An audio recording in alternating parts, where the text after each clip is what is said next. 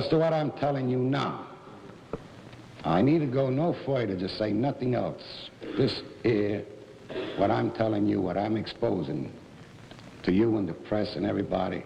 This is my doom. This is the promise I'm breaking, that even if I talk, I should never talk about this, and I'm doing so. That's my best way to explain. That is the highest oath you There was an individual named Nicola Gentile, okay? I will say this, before there was Joe Valachi, there was Nicola Gentile, okay? This is an individual that came from Sicily to America, who was a member of organized crime in Sicily at that time, came to America, became a leader of mob families in Kansas City, Cleveland, and Pittsburgh. Nicola Gentile, a very astute, shrewd individual who was very successful within those circles, who decided at one point to write his memoirs. he wrote his memoirs down, and he wrote it in Sicilian. I have those memoirs. I have the original written copies of those memoirs, detailing his life within the mob, which was unheard of. Nobody would write their memoirs down. Right. Well, he wrote his memoirs down, and he decided to flee to Sicily after he had enough of mob life. He was an older guy at the time. He fled to Sicily, and he left behind his memoirs that were written in Sicilian.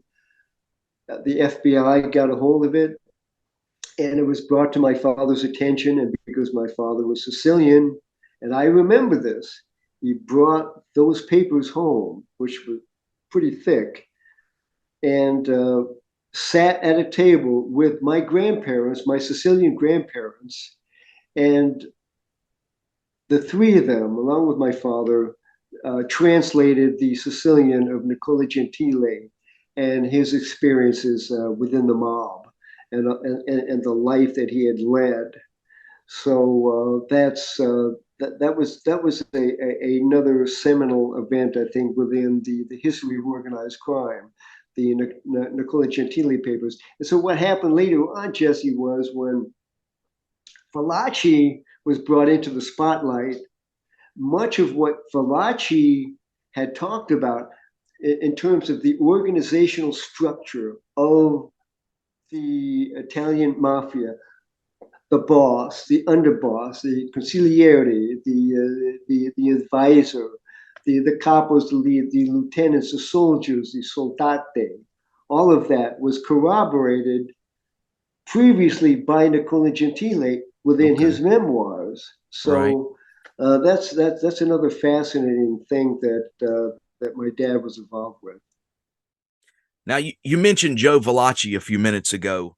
Can you talk about who Joe Valachi was and kind of what made that whole situation so pop? You know, everybody was aware of that. It was in the papers, and kind of how that happened. Well, Joe Valachi was a soldate. He was a soldier in the mafia. And he was not an influential figure. He was like many soldiers, even current day guys, guys all the way up to the 80s, 50s, 60s, 70s, 80s. Many of the soldiers within they call them buttmen too, because those were the guys they usually had do the heavy work, the bang bang stuff. Right. And many of these soldiers, they could barely make a living. My dad would tell me that some of these guys could just barely scratch out a living, Gary. And not to feel sorry for them, but many of them weren't even involved in victim crimes. They were involved with gambling, maybe victimless crimes, maybe they, if that, many of them. But so Valachi, being the soldier that he was somebody that got himself into some tight spots. He found himself in the Atlanta penitentiary, and he was fingered for death by Vito Genovese within the Atlanta pen.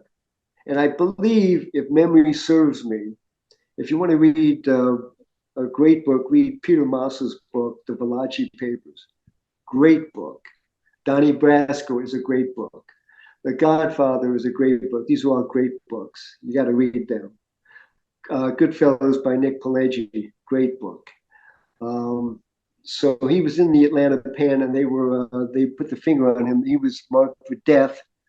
So Valachi decided, well, if this is how they want to treat me, how they treat me so warmly, I guess what I'm going to do is I'm going to sing. I'm going to talk. So he told the powers that be, word got out that he was willing to talk to the FBI. And they extracted him immediately, as fast as they could, up to a facility up in Monmouth, New Jersey. And he was going to talk about how the mafia was organized. Through the testimony of Joseph Valachi, who decided to cooperate with the FBI following his murdering an individual he thought was Joseph Beck, a potential hitman assigned by Vito Genovese to murder Valachi. So he was willing to talk. They couldn't wait to hear him, and they were going to have my father. They wanted to have my father go in to Monmouth, in the jail in Monmouth, and talk face to face with Valachi. Well, interesting thing happens. Valachi did not want that. Why? Because he found out that they said, well, we want this Sicilian agent, Peter Clemente, to talk to you. Well, Valachi, bad idea, broken English and everything. I don't like that idea at all. Why? He's Sicilian. Well, who do you think is out to kill me? Yeah. Another Sicilian who happens to be Vito Genovese. How do I know that your FBI boy isn't involved with Vito? No Sicilians. What do? They went back, they talked, they conferred, they decided to have this nice Irish special agent by the name of James Flynn to go in and talk with Valachi. That's what happened. Flynn goes in. He had multiple conversations with Valachi. Valachi opened up and told him about how the mob family was constructed, how it was organized, and Flynn would bring back all of this information from Valachi to my dad and say, "Hey, Pete." Valachi would talk about this, what is it? The capo regime. Capo regime. I said, well, a capo is, the head. The regime is the head of a regime. Well, later on, it came to be, we found out that they really referred to it as the capo de Cina, not the capo regime. Those were the little sorts of things that were lost in translation that my dad helped out with in terms of getting things a little straighter in terms of what Valachi said. So that's what my pop did with Joe Valachi.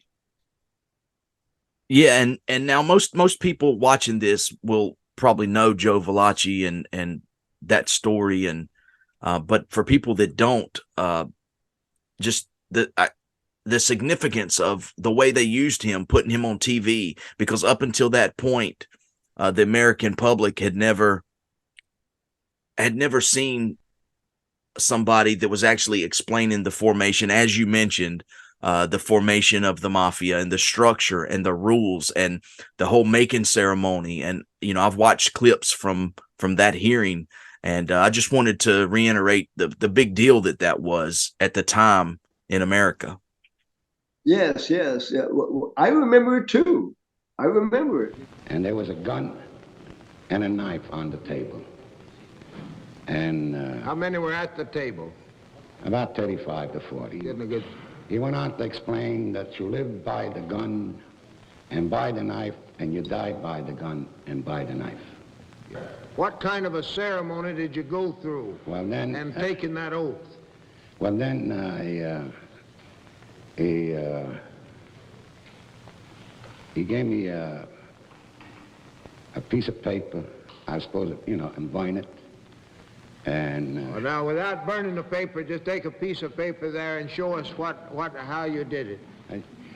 You don't even set the paper afire, but yeah. give him a piece of paper. Let's demonstrate just what you did. in other words, now this piece of paper, this what? piece of paper is burnt. Paper's You burning. light it. Yeah? And then in your hand you say, well, again they give you words in Italian, but I know what it meant. In other words, while you were repeating the words, you were burning the paper. Right, this is the way I burn if I expose this organization. I remember those hearings. I remember the hearings vaguely, and they had him on screen. You see, what happened was everybody, Americana knew that there was organized crime. There were gangster movies. Everybody knew that there were gangsters. They knew that there was such thing as gangsters, but the word was starting to filter out little by little that there's this very, very sinister organization. It isn't just a bunch of guys that look like George Raft and Edward G. Robinson with nice suits on. They talk funny. It was much more than that. It was very, very sinister. And these people were, they had their way within the fabric of American life. It was just starting to come out there. And then when Joe Valachi is going to reveal all of this on national television, that was a big deal. Right. It was very, very enlightening and fascinating. He wasn't a very articulate individual, but just seeing his face and hearing him talk about some of these things, even in the broken English sort of way of talking that he had, it was still nonetheless interesting and fascinating, I found.